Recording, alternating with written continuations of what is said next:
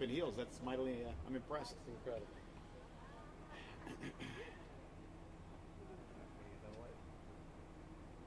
Too late. Even though you're not using it already? I didn't even think of it. I'm waiting at the bottom. I was at the wrong spot. I was at Avenue A. Oh, really? Why are they calling me? You know what, just for my purposes. You want to put another light up? No, I said they're calling you about another one. No, I wasn't even in. I'm not calling. You said you couldn't hear It sounded like Yeah, my well, I ring. looked. I'm like, ooh, they're right. No. Why? Let's take it.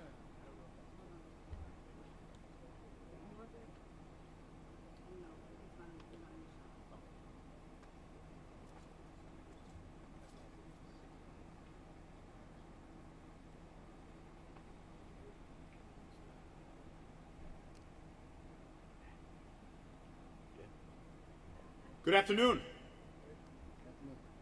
We are continuing our commitment to keep all residents informed, in particular Paterson residents from my perspective, and I'm receiving even more and more calls and text messages relative to some level of water pressure. It may be low in some instances, but for the first time in a long time, Paterson residents do have some level of water pressure. But I want to caution everyone, and this is what I've been telling them. Even though you have some level of water pressure and it's low or it's better than it was before, you have to conserve this water because we don't want to regress.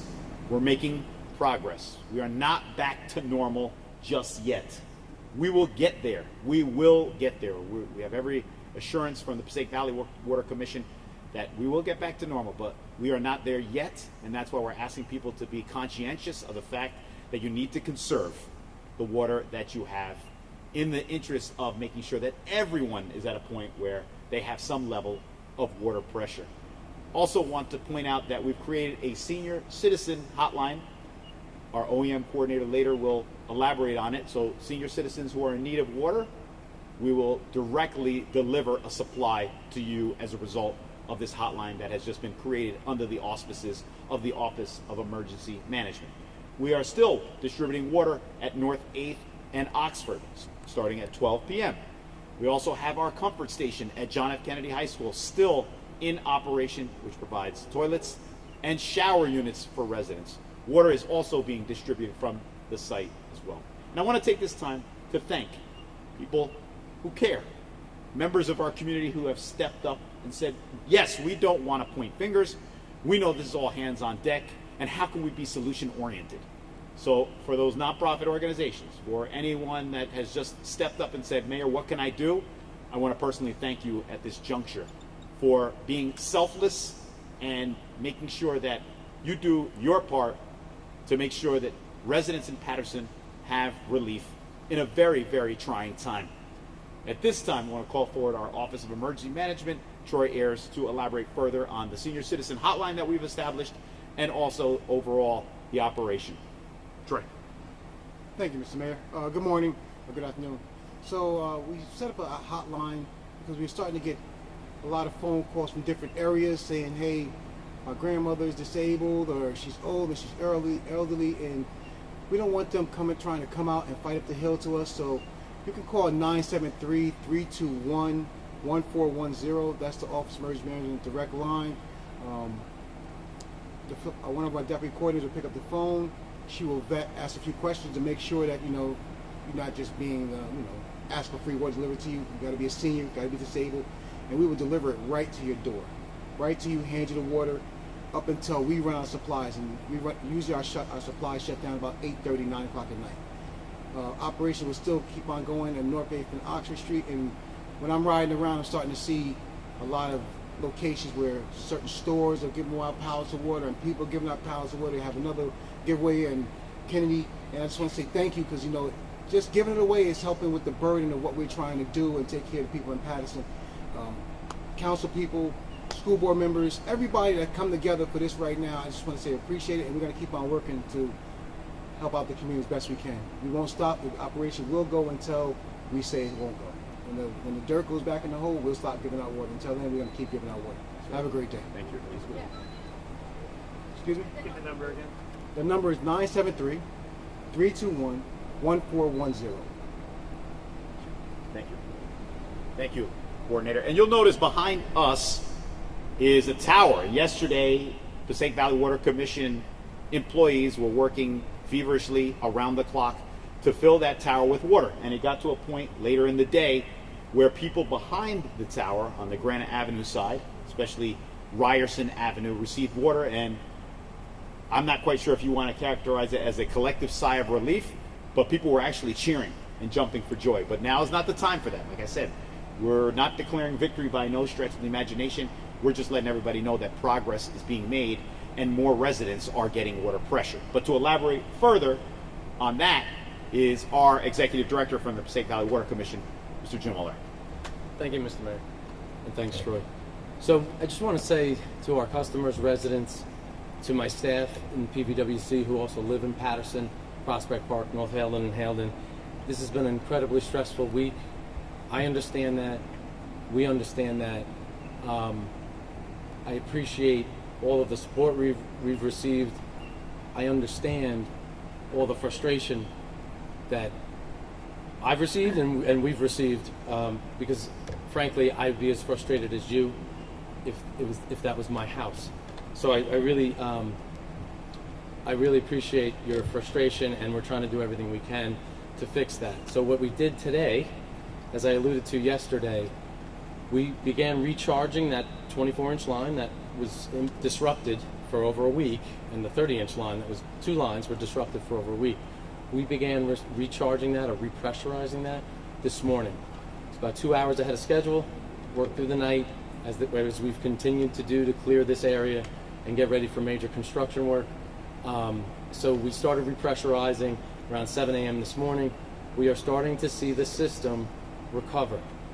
Thankfully, after a week, we're starting to see it recover. We're getting reports, as the mayor mentioned, that in areas that had no water, they're starting to get water. They can flush toilets, they can take showers. I will remind folks that when they do get water, we are still in a boil water. Some of the frustration was you keep talking about a boil water, and we don't have water, and I understand. The reason why that boil water is in place, when you do get water, it's not safe to drink. You have to make sure it's boiled. So we do see that, and the system is actually recovering faster than we thought it might. So my goal, is to have most, if not all, residents of Paterson with water service that is not restored. This is not normal operations, as the mayor alluded to, but recovered water service by early this evening, if not before. It is recovering faster than we thought it would, and we're happy to see that, and we're taking steps to make sure that's optimized. We had to open hydrants to vent air. When water started to flow, we closed those hydrants so you're not losing the water and the pressure can keep moving inland. So that's the kind of things my staff are doing right now in the neighborhoods to make sure water's continues to get to where it needs to be. We're working very closely with North Haledon and Haledon, the Manchester Utilities Authority, in terms of how we can get water over to those towns. As the mayor said, we've gotten the same report. Parts of North Haledon are already starting to get water. Further on today or early tomorrow, there's additional steps once pressure reaches a certain point where we can facilitate that even more. It has to be done in a systematic way, from the standpoint of we don't want to cause more harm than good and actually break water mains, because air gets trapped and could cause a pressure increase, a spike, and could break water mains. So we have to be careful of that, because that would cause more damage than good. But we're working very closely with our sister utilities. Again, very much appreciate Hawthorne, Ridgewood, Veolia, all the assistance we received from our sister utilities. Even New York City was lending assistance at one point, or offered assistance at one point, that we eventually didn't need. But so I very much appreciate that. I very much appreciate working closely with Troy and his staff, with my staff and the mayor's staff. Thank you. On this. It was a collective effort. So again, we are in recovery. It's starting to recover quicker than we had thought. Most, if not all, Paterson residents should have recovered water service, not restored, but recovered. In other words, they're receiving water, can flush toilets, take showers by early this evening. And we would hope Prospect Park would be in the same situation by later this evening or early tomorrow morning. And we'll continue to work with North Haledon and Haledon as pressures reach the optimum point or the critical point to open up and start feeding even more flow to that area by gravity. That's all I have. Thank you. Any questions? Rich? Clarification. What's the difference between So restored, the way I'm interpreting that, it's a great question. So what I mean by restored means normal service, normal operation. We are not there. We're in recovery mode. So that's going to take longer to have service restored. So this measure that we took today, that I talked about yesterday, the repressurization of this line, is really key to again recover water service. We're going to be continuing to work throughout the weekend on replacing the actual pipelines that were disrupted with new pipe. It's being delivered starting today and into tomorrow. 24 and 30-inch pipe, about 800 linear feet. So it's a lot of pipe, and it's going to take the better part of the weekend to get that in place and commission that. But that has nothing to do with what we've done today. That can continue, and that's why we took this step today, because we know the physical placement of new pipe is going to take longer, and that's why we took this action today. We really want to get water into the system, and again, it's recovering quicker. Yeah, go ahead. What about Haledon, North Haledon? So that's going to be longer. I don't have a time frame on that just yet. Once pressures in our system kind of stabilize, we're ready to release water, additional water. It's starting to get there anyway, as the mayor referenced. We're getting reports that North Haledon is seeing water where they didn't. But Haledon and North Haledon are not in recovery yet. Well, parts of it are, but it's not. It's not as quick as Paterson or Prospect Park, and I don't believe it's anywhere near as widespread. So that's going to take a little bit longer. We're working very closely with Manchester Utility Authority to accommodate that. Can you estimate, and I know it's dangerous to estimate at this point, when North Haledon and Haledon will begin to see recovery and improvement? So North Haledon and Haledon, I would hope within the next day we'd start to see recovery. We're already seeing it now in limited areas, but I know that's frustrating as well. You say you're seeing recovery and we don't see it everywhere. It's a fair point. It's just going to take longer. So we're anticipating most of our, if not all, residents by Paterson by early evening, Prospect Park by later this evening or early morning, and Haledon and North Haledon maybe a similar time frame or a bit longer into tomorrow, and we'll take it from there. That's the best I can give you right now. Can you possibly help provide a little bit more precision? I know a lot of this is estimates, but how many people in your system did not have any water yesterday, and how many people don't have any water today? No, it's a fair question. Very good question. My estimate right now would really be a ballpark, and I hesitate to even give it. But I would say this: tens of thousands of people had no water yesterday, and tens of thousands of people are getting their water back today. That's the best I can give you right now. We do not have pressure sensors everywhere. We don't have that kind of coverage in our system. It's actually one of the longer term investments we'd like to make in the system. We don't have that, so that's why it's very tough. A lot of it's anecdotal. We got a lot of complaints. I have the complaint, the records, and I've talked to a lot of customers as well. And some said they never lost water, so it was very anecdotal. So tens of thousands did not have it yesterday. Today, tens of thousands are getting it back.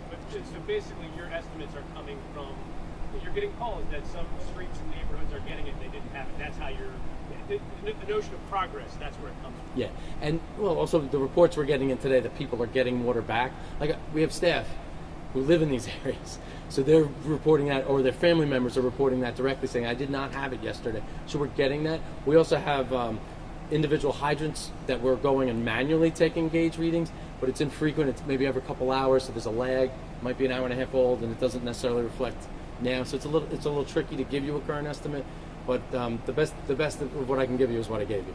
You had a question?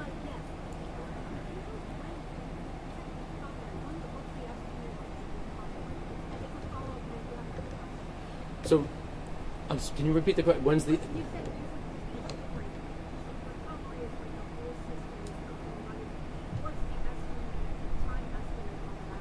So the recovery is just providing water service where we did not formally have it, or increasing pressure where it was extremely low. Restoration would be resumption of normal operations. That's going to take much longer. So the first step on that would be pressure back to normal. In some locations that could be 70 or 80 pounds per square inch. Right now we might be running at 20 or 30. So just that gap, filling that gap and getting up to normal pressure. The next step would be, and I'm sorry this is getting so complicated, but the next step would be water quality, which would be taking people off boil water. That's right. So that's a longer term. That could be another week or so, because we have to flush each area and we have to do it in a certain way. We have to move in a certain way through the area to make sure we're moving clean water in and say the boiled water kind of, the lesser water quality water out. That's a longer term situation. There may be parts we take out sooner because they never really dipped below that original, kind of the thresholds originally. But out of an overabundance of caution, we put the whole city into boiled water. Go ahead. Mayor, a lot of businesses say they're struggling with practices that adhere to certain standards. I don't know if any of you can address this, and it's not just Paterson, but other towns as well. What are the standards in Paterson that they have to adhere to? And after that, is there a way these people can recoup the money that they've had to spend? I can address the restaurants in operation.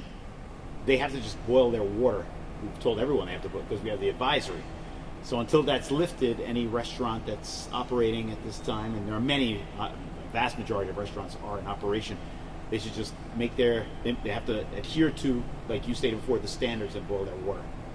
That's it, or are there other standards? As far as, no, they make sure that's only boiled water at this time. So you say before that the water, just for the water, they cannot boil the water. So how restaurants can use it? Yeah, go and buy food over there and they say. Are you saying about restaurants? Is that about restaurants? Well, as long as the restaurants are adhering to the standards that have been set and they're boiling water, then there isn't an issue. We'll check with our health department. However, what Jim was alluding to, and I want to address that, the water now, he's saying it may not be potable. It might be drinking quality. It's safe to drink, I should say. But you could flush your toilet and take a shower. A lot of them are saying that they're having to get bottles and have to get extra tanks to really, address concerns by their customers. Yeah, if their pressure is low, then yeah, I'm sure that they have to resort to that. But what Jim is saying, we're in that recovery phase. Some of these establishments, depending on where they are, they probably will see an increase in their water pressure. But by no means am I an expert, unless you want to elaborate. No, I mean, I'm not sure how else to say it, but you okay? So again, the pressure is increasing in vast majority of the areas where we had no water or low pressure. It's increasing or recovering, meaning when they had no water, water's coming back. Pressures will continue to rise throughout the day. So I think you're, for the boil water, it's bring it to a rolling boil for a minute. We have certain standards that we posted on our website and put out publicly. For pressure, there's businesses that use booster pumps. There's a lot of different things.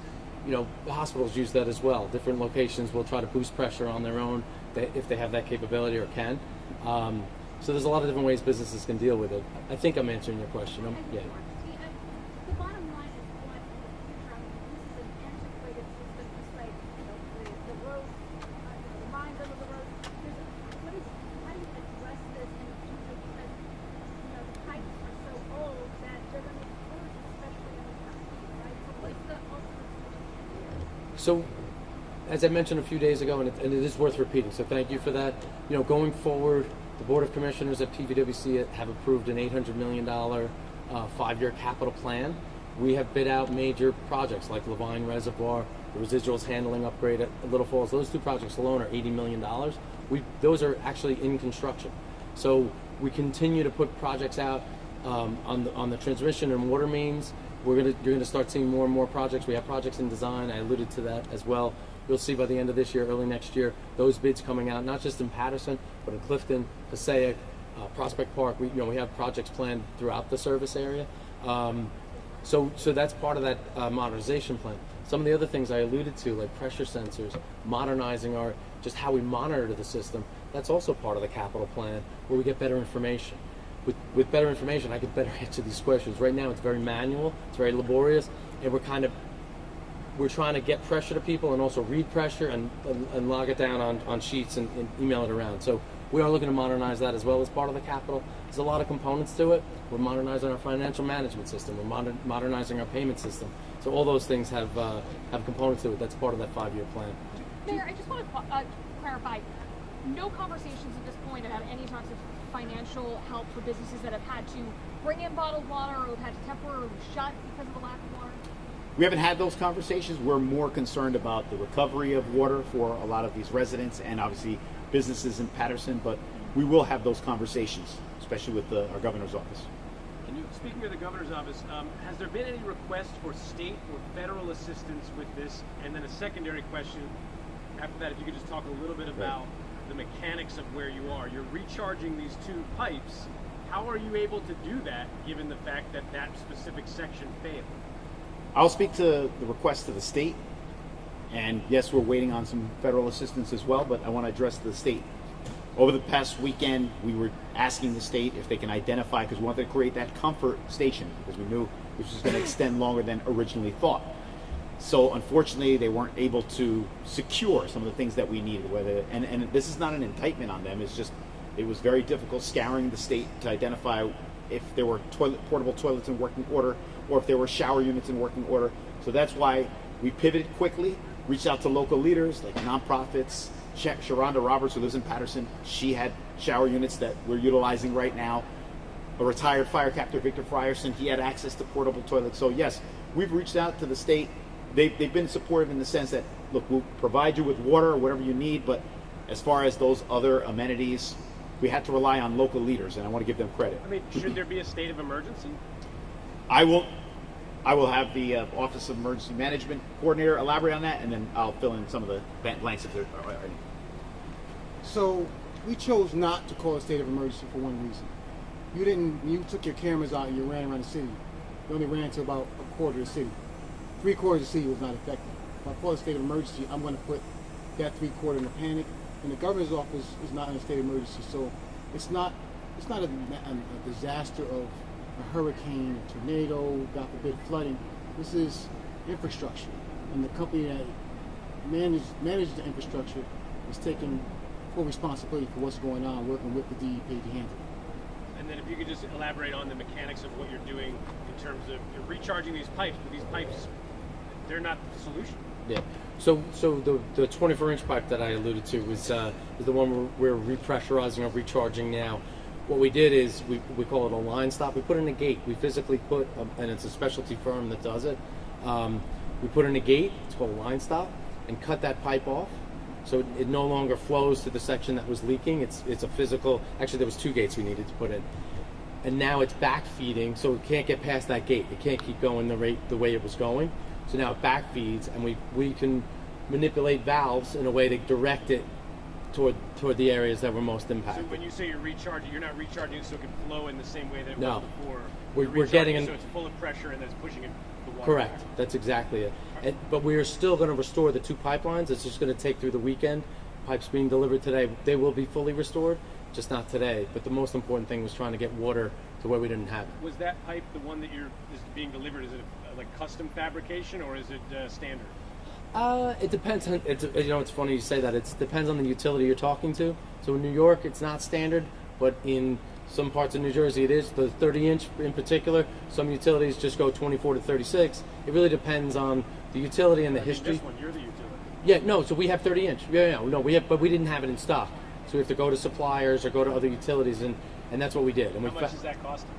I'm waiting for those. We're still compiling. We have all the records of what we've done. I need to compile it up into the cost. And you mentioned funding. We are talking to New Jersey DEP about utilizing some of their emergency repair funding for situations like this, and they're working closely with us to try to fund that. Any ballpark as to what you've had to expend so far to get to where we are? I would say it's easily over $1 million at this point, and that's the best I can do. Again, we have a lot of records that we have to compile. We've been more focused on, not that we don't track it, but I'm not instantaneously compiling it all. So we're still focused on get the repair fixed and get water where we need it. That's our focus now. But we have all the records to roll that up, and we'll work very closely with New Jersey DEP on that. Could that be, is there a cost that could be passed on to customers down the line? So the capital part of it, so this emergency repair is for the capital piece, which is the contractors, the pipe. That's all considered capital. We are exploring other ways to recoup what we would call expense costs, like the water tankers. The kind of the interim measures we put in place, and we're still exploring that with New Jersey DEP as well, and working with them on that. So we're trying to avoid passing on the cost to the customers. Any other questions on that? So this should serve as a clarion call for additional federal investment in infrastructure improvement. State Valley Water Commission almost 2 years ago took action to approve a capital budget plan, but there's going to be more needed as we proceed. As for now, as you know, Paterson is now in recovery stage, and as stated by the executive director, by the end of the day, most, if not all, Paterson residents will have some level of water pressure. But until further notice, we will continue to operate our comfort station, distribute water, and manage our senior citizen hotline. Thanks for joining us. Thanks. Thanks. Have a good day, everybody.